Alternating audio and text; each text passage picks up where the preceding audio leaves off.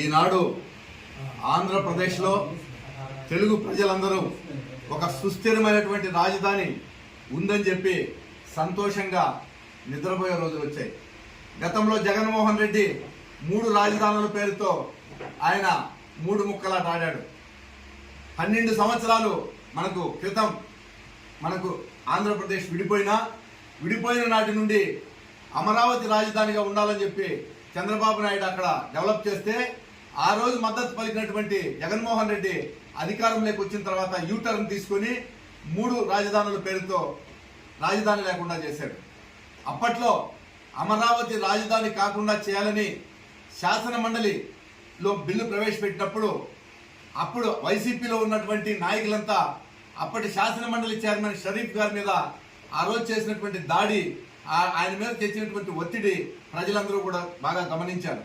షరీఫ్ గారి స్థిరత్వంతో, పార్టీ పట్ల ఆయనకున్నటువంటి నిబద్ధతతో ఆ రోజు ఆయన తీసుకున్న నిర్ణయం మూలంగా అమరావతి బిల్లు అక్కడ పాస్ అయ్యి ఆ రోజు నెగ్గింది.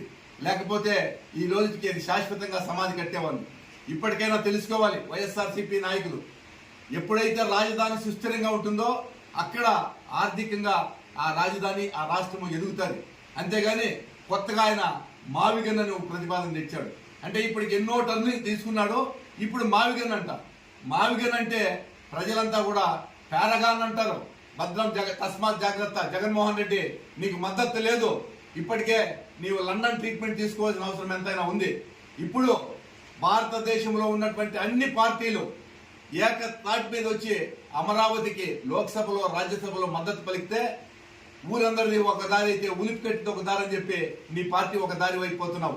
ఇప్పటికైనా ప్రజల్లో కలువు, అందరిలో కలిసి నువ్వు నీ సీట్లను పెంచుకోవడానికి ప్రయత్నం చేయాలి తప్ప ప్రజల నుండి, జనజీవన సమస్య నుండి దూరం అయిపోయి 11 సీట్లు కూడా తగ్గించుకోవద్దు అని చెప్పి ఈ సందర్భంగా నేను తెలియజేస్తూ జై అమరావతి, జై చంద్రబాబు నాయుడు.